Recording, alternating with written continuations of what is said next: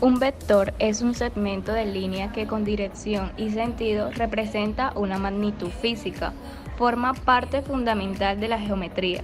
Su representación gráfica consiste en una flecha cuya punta va dirigida en dirección a la magnitud del estudio. Se definen mediante dos componentes, la componente en X y la componente en Y, también llamadas coordenadas del vector. Son magnitudes de dos dimensiones. Dentro de los componentes del vector podemos encontrar origen, módulo, dirección y sentido. El origen es el punto exacto sobre el que actúa el vector. El módulo es la longitud o tamaño del vector. Para saber el módulo de un vector es necesario conocer el punto inicial y el punto final del vector, es decir, el origen y el extremo. Para calcular el módulo se mide desde el origen hasta el extremo. La dirección viene dada por la orientación en el espacio de la recta que lo contiene.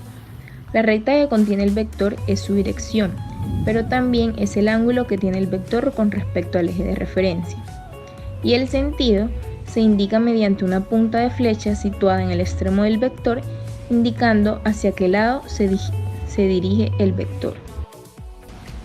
Las propiedades del vector negativo. Un vector siempre va a tender a ser positivo. Y el vector negativo es cuando apunta en dirección contraria al vector definido positivo. Como por ejemplo, si tenemos x, 3 y y, 3 sería el vector positivo que está en el cuadrante 1 de los positivos, y el negativo es la contraria del vector positivo, que sería, ¿cuál es la contraria? Sería en el cuadrante número 3. Este es el cuadrante número 2 y este es el cuadrante número 4. Entonces la contraria del vector positivo sería el negativo.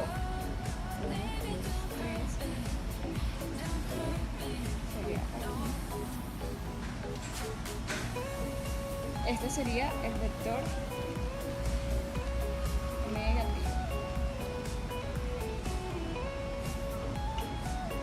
Como para que comprendamos un poquito más lo que son los componentes de un vector, vamos a explicárselos en el vector que vemos a continuación. ¿Listo?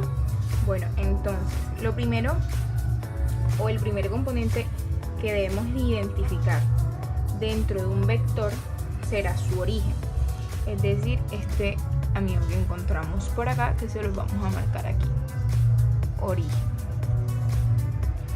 ¿Qué es el origen? Es el punto sobre el cual actúa el vector, es decir, de dónde sale nuestro vector o desde dónde parte. Luego encontramos lo que es el módulo, que es esto de acá, nuestro módulo.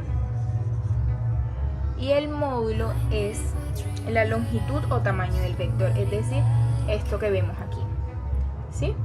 Entonces, para saber el módulo de nuestro vector debemos conocer tanto su punto inicial, es decir, su origen, tanto su punto final, es decir, el extremo. Luego encontramos la dirección. La dirección la vamos a marcar por acá. La dirección es la orientación en el espacio de la recta que lo contiene. Y finalmente tenemos lo que es el sentido. Entonces, ¿qué es el sentido? El sentido viene marcado por una flechita, es decir, por esta flecha que encontramos. Aquí por esta viene marcada el sentido, situada, pues la encontramos acá en el extremo del vector o el punto final del vector, y esta nos indica hacia qué lado se dirige nuestro vector. Entonces, finalmente, así concluimos lo que son los componentes del vector. Para sumar o restar vectores, primero se deben de saber las componentes de cada vector, que son X y Y. Una vez identificadas las componentes, pues se procede a restar o a sumar dependiendo del ejercicio. Esto siempre se debe respetar la ley de la homogeneidad, es decir, que se deben de sumar o restar las X con las X y las Y con las Y. Mi nombre es Jesús Martínez y hoy les voy a hablar sobre las operaciones con vectores. En las operaciones con vectores existe la suma, la resta y la multiplicación. ¿Cómo se suma y se resta? Pues se suma por sus componentes en X y sus componentes en Y. Es decir, que cuando se vaya a sumar o restar un vector, se debe hacer de la forma las X con sus X y las Y con sus Y. Ahora, para sumar los vectores, tenemos los siguientes vectores. Uno que se llama vector n y otro que se llama el vector m. Estos están representados en el plano cartesiano 5,4 y el otro 7,2. Al momento, para sumar los vectores se puede hacer de dos formas. Uno, de la forma analítica, que como ya sabemos que este es X y este es Y, solamente sería sumar las X con las X y las Y con las Y. Sería 12,6. Una vez que los vectores han sido representados en el plano cartesiano, procedemos a hacer la suma de estos. Este método por el que lo vamos a trabajar se llama cabeza-cola. Es decir, que cuando termina este vector, se coloca el otro vector porque vamos a sumar. Este vendría siendo el origen cuando se va a colocar el otro vector en esta parte. Este vendría siendo el vector m. Ahora, el vector que vendría siendo m más n, pues lo vamos a representar con rojo y comienza desde el origen hasta el inicio del otro vector. Una vez que hayamos trazado la recta de la suma, lo hemos representado gráficamente, que vendría siendo 12 en X, 6 en Y, igual como lo teníamos hecho de la forma analíticamente. Para hacer el método de paralelogramo en la suma, se tiene que hacer si los dos vectores tienen diferentes posiciones, como es este ejemplo. ¿Cómo se hace? Pues este vector que está acá, el m, se traslada junto con el n, es decir, se suma. Y este n pasa en el m. Continuando con el método de paralelogramo, ahora lo que sería es colocar la recta resultante. Y este vendría siendo pues el vector m más n, que nos debería dar lo mismo que nos dio anteriormente en la forma analítica, 12 en X y 6 en Y. Para restar los vectores es la misma manera como si fuesen la suma de los vectores. Ahora vamos a colocarle las respectivas coordenadas a cada uno de sus vectores. Ahora, como es b menos d, entonces, como les decía que es como si fuera la suma, es decir, x con sus x y y con sus y. Ahora es, ¿cuánto? 3 menos 2 es lo mismo que 3 más 2. Entonces eso vendría siendo igual a 5. Aquí colocaremos 5 y 2 menos 5 menos 3. Los vectores fueron representados en la gráfica o en el plano cartesiano. Este vendría siendo el vector b y este vendría siendo el vector d. Pero este vector que vendría siendo, este vector vendría siendo lo opuesto de este vector. Ahora, para hallar la resultante de la recta de los vectores, podríamos graficarlo de la forma como el paralelogramo. Como ya lo hicimos de la forma del paralelogramo, pues lo único que vendría a hacer es trazar la línea resultante. Este vendría siendo el vector b menos d. Y vamos a ver si nos concuerda como lo hicimos de la forma analítica. 5 menos 3. ¿Cómo se grafica en el plano cartesiano? Los vectores en el plano cartesiano se encargan de actuar como figuras o puntos que se mueven según las coordenadas con las que cuente dicho plano. Para aplicar un vector en un plano cartesiano se deben seguir los siguientes pasos. Primero, se ubica en el plano el lugar donde se colocará el vector.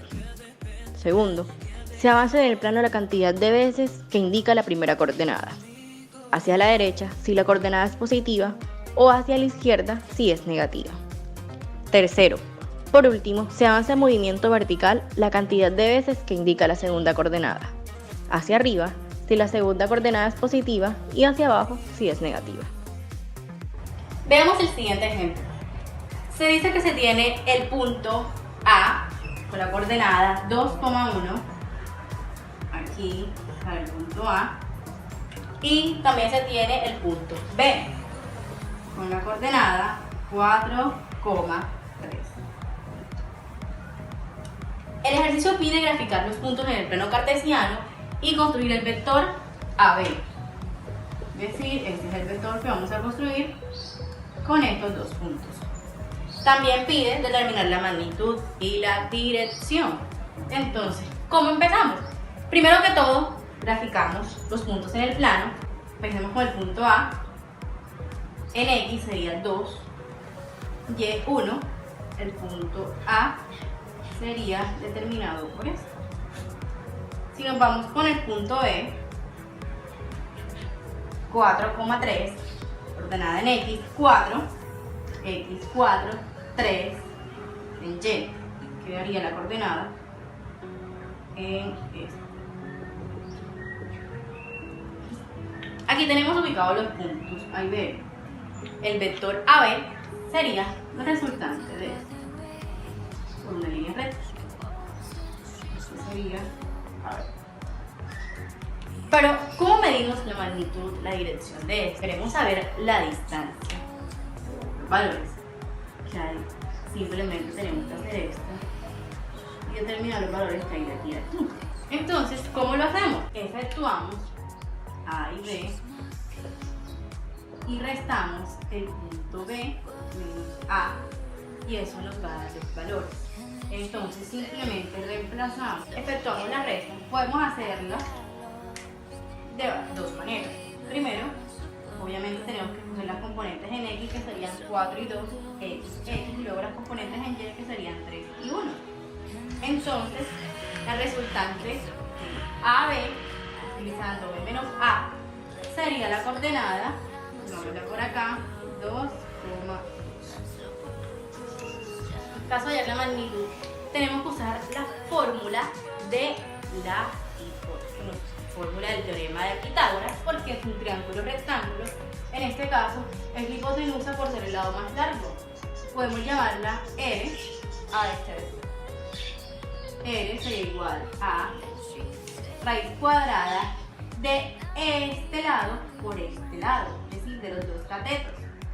Vamos a llamar este X y este Y. La fórmula dice que cada uno se eleva a la 2. ¿Y qué era? 2 cuadrada de 2 a la 2 más componente en Y, 2 también, 2 a la 2.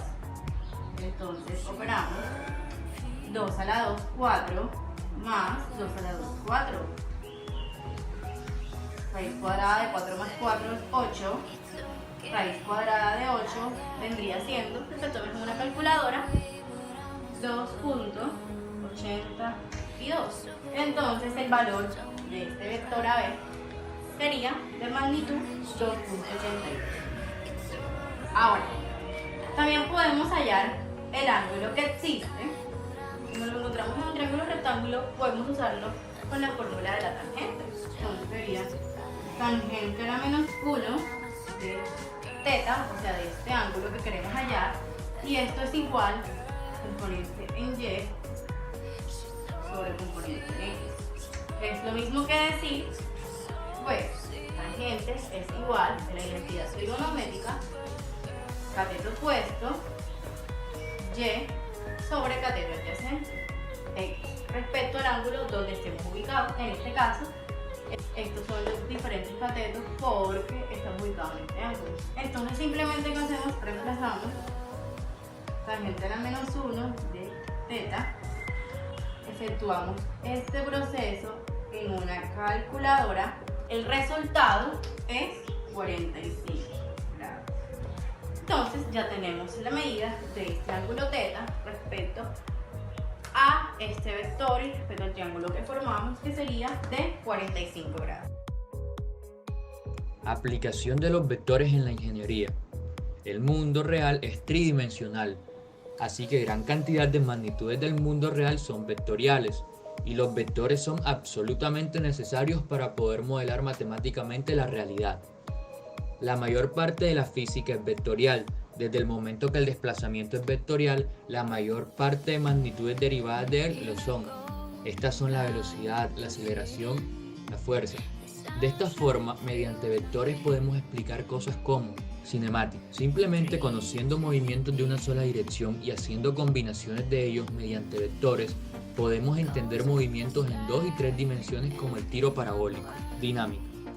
Las fuerzas son vectoriales, de forma que la acción de un conjunto de fuerzas sobre un cuerpo no solo va a depender del valor de las mismas, sino también de su punto de aplicación. Un ejemplo para esto sería, una puerta se moverá de forma diferente si aplicas una fuerza cerca o lejos de su eje, dirección y sentido. Campos. Tanto el campo gravitatorio como eléctrico como el magnético tienen también carácter vectorial, con lo que la acción de varias cargas sobre de otras no solo dependerá del valor de ellas, sino de cómo están colocadas respectivamente, lo que conlleva a considerar las direcciones entre ellas. Electricidad. Gran parte del desarrollo matemático con señales eléctricas se hacen con fasores y notación compleja. A efectos matemáticos, un número complejo puede tratarse como un vector de 2 dimensiones. A continuación les mostraremos que no solo podemos utilizar los vectores para las matemáticas o alguna de sus ramas, tampoco los podemos utilizar solamente para la física. Ahora les mostraremos la aplicación de los vectores en la ingeniería y en la vida cotidiana. En la vida cotidiana o vida diaria podemos utilizar los vectores al momento de realizar muchísimas de estas acciones. Jugar billar, levantar objetos pesados y no lastimarnos, la navegación aérea y la navegación marítima. Estos son solo unos simples ejemplos. Esto no significa que solo en estos aplica el uso de vectores. Y ahora, la aplicación en cuanto a la ingeniería. En la ingeniería de sistemas, los vectores se utilizan para el cálculo numérico. Y hablando en la ingeniería industrial, para el diseño de la base de un techo. Una partícula A experimenta un desplazamiento de 30 kilómetros con 20 grados al oriente. Otra partícula B se desplaza 20 kilómetros hacia el occidente y luego 20 kilómetros hacia el norte. ¿A qué distancia se encuentra la partícula? Para realizar este ejercicio es necesario conocer la fórmula de tangente a la menos 1 de los vectores resultantes y de Pitágoras.